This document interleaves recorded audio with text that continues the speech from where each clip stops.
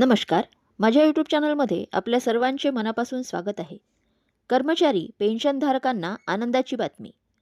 कर्मचारी व पेन्शनधारकांना वाढीव 3% डीएचा लाभ जानेवारी वेतन पेन्शन देयकासोबत मिळणार.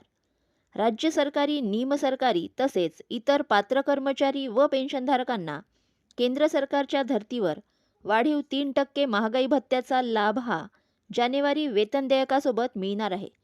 जाणून घेऊयात याबद्दल सविस्तर माहिती.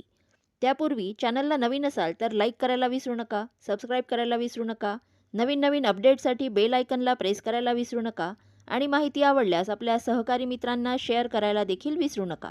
सध्या राज्यांमध्ये निवडणुकांच्या आचारसंहिता सुरू आहेत. सध्या नुकतेच राज्यातील नगरपरिषदा आणि नगरपंचायतीच्या निवडणूक कार्यक्रम पूर्ण झाले आहेत. पुढील महिन्यात महानगरपालिकांचे निवडणूक कार्यक्रम जानेवारी महिन्याच्या 20 जानेवारीपर्यंत राहणार आहेत. यामुळे डीए वाढीबाबतचा अधिकृत शासन निर्णय जानेवारी अखेरीस निर्गमित होऊ शकते व जानेवारी पेड इन फेब्रुवारी वेतन पेन्शन देयकासोबतच डीए वाढ लागू होईल. यामुळे राज्य कर्मचाऱ्यांना डीए वाढीकरिता काही दिवस प्रतीक्षा करावी लागणार आहे. 1 जुलै 2025 पासून वाढीव डीए व थकबाकी मिळणार. राज्य कर्मचाऱ्यांना केंद्र सरकारच्या धर्तीवर दिनांक 1/7/25 पासून वाढीव 3% महागाई भत्ता व फरक मिळणार आहे.